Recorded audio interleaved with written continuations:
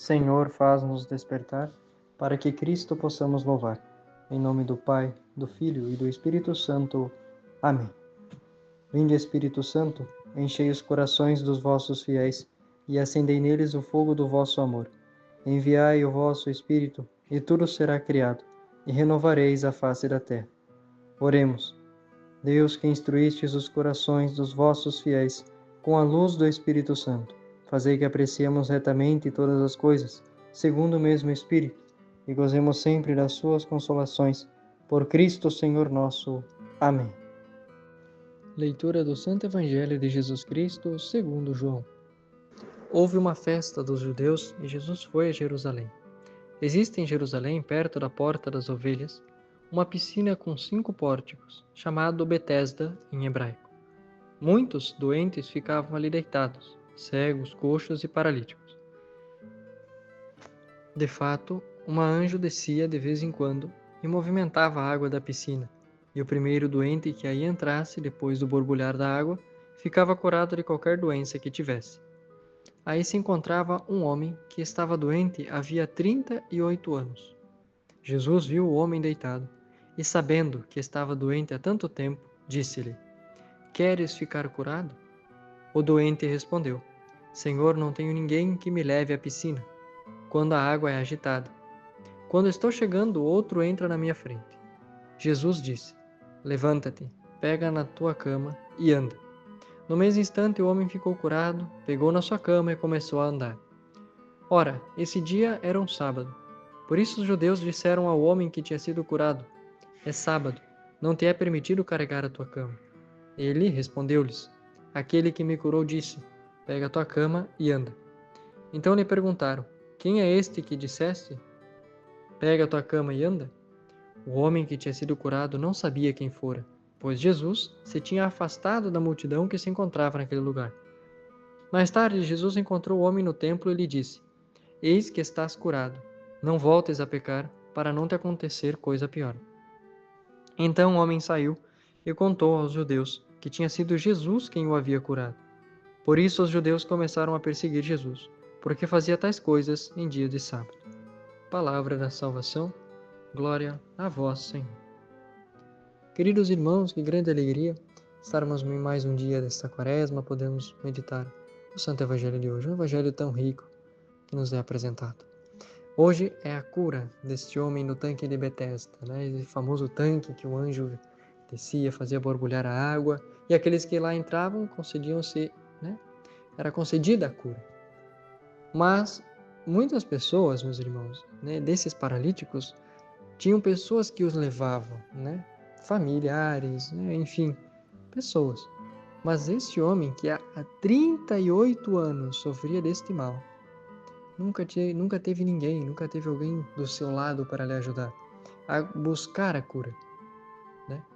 E ele encontra a Jesus que já sabia, já pensava neste homem, para aliviar-lhe esse sofrimento que há 38 anos ele passava. Imagine, meus irmãos, 38 anos, nesta angústia de chegar perto da cura e não conseguir, de chegar perto e não conseguir. Mas agora a cura vem até ele.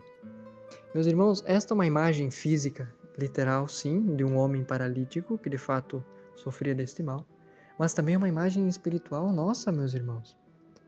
Quantas vezes nós estamos imersos no pecado e não temos força de levantar? E a cura vem até nós. E essa cura é Jesus. Olha que lindo! E livra desse mal que há tanto tempo se sofre. Por exemplo, nos livra do pecado que há tanto tempo nos amarra. Neste caso, livrou este homem deste mal, de ser paralítico e também do pecado. É os dois sentidos, da fala. Esse sentido literal e também o espiritual, de que não só mal físico afetava, mas este mal espiritual. E é interessante também, meus irmãos, olharmos o contexto deste homem, sozinho, sem família. E é nele que Jesus vai ao encontro. É neste homem que Jesus quis ajudar, porque sabia que ele era sozinho, sabia que há tanto tempo sofria deste mal. Então nós vemos, meus irmãos, essa figura de Jesus que vai ao encontro daquele doente que necessita da cura física e espiritual. Ontem nós vimos sobre o milagre É sobre abraçar a fé, que quando abraçamos a fé, milagres acontecem. Hoje vemos a continuação disso. Jesus indo até o doente e o ajudando, sabe? Libertando. É maravilhoso. E vemos também uma figura muito interessante, né? Que para nós parece confuso, mas já vamos entender. Olha aqui. Jesus viu o homem deitado e, sabendo que estava doente há tanto tempo, disse-lhe: Queres ficar curado? Mas Jesus sabia o que ele queria. Sabia que ele estava doente. Por que pergunta: Queres ficar curado? Meus irmãos, várias vezes nos evangelhos nós vamos ver perguntas assim, um tanto quanto confusas, sobre que Jesus... Por exemplo, há uma passagem que ele chega para um cego e pergunta: O que queres? Às vezes a gente pergunta: Poxa, mas ele quer ver. Mas não, se Jesus sabe por que ele pergunta, é porque ele quer ouvir de nós, meus irmãos. Ele quer que nós também contribuamos para esta graça ser alcançada, ou seja, que nós nos esforcemos em buscar a graça, que nós tenhamos esse diálogo com Ele e falar: Senhor, eu quero ser curado, para que aí possamos nos abrir. Veja que Jesus ele não invade a liberdade. Jesus não invade a liberdade, ele respeita. Então ele pede: Queres ser curado? É óbvio que ele sabia que ele queria ser curado, mas Jesus quer ouvir de nós, quer que a gente expresse as nossas necessidades para Ele, para que Ele possa agir, né, em nós de maneira livre. Então isso é tudo muito lindo. Veja que Jesus não é porque não sabe ou porque fez uma pergunta boba nesse sentido. Não, Jesus sabe perfeitamente o que ele precisava, mas quer ouvir dele, quer ouvir de nós, quer que nós falamos com ele. Porque sim, a cura que é ele vem ao nosso encontro, mas nós temos que querer a cura. Entende? Meus irmãos, quantas vezes no dia a dia Deus dá sinais de que está no meio de nós, mas e nós queremos estar junto dele? Nós temos um diálogo com Deus? Porque, meus irmãos, a graça ela está junto também com a natureza nossa. Então, a graça precisa também, para ter frutos em nós, da nossa ação. Então, Deus envia a sua graça, mas se nós não agirmos, se nós não termos esse ato de vontade, também pouco efeito tem. Então, isso que Jesus quer nos ensinar, que aprendamos a pedir, a estar diante dele e falar: Jesus, eu preciso disso. Jesus, me ajuda. Jesus ensina a que tenhamos diálogo com ele, constante, não só nas necessidades, constante.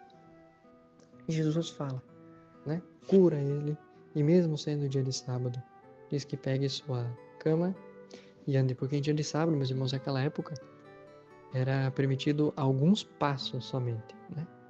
A lei judaica. Numa das 613 normas judaicas, uma delas era isso: sábado você tinha certos caminhares que tu podia e não podia fazer, porque era sábado. Então se questiona muito isso.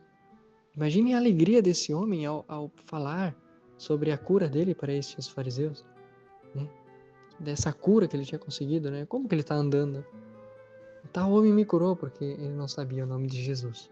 Mas depois ele conta, porque ele sabe que é Jesus e o conta. Com muito mais alegria ainda, né? Saber o nome daquele que o tirou daquele sofrimento de quase 40 anos.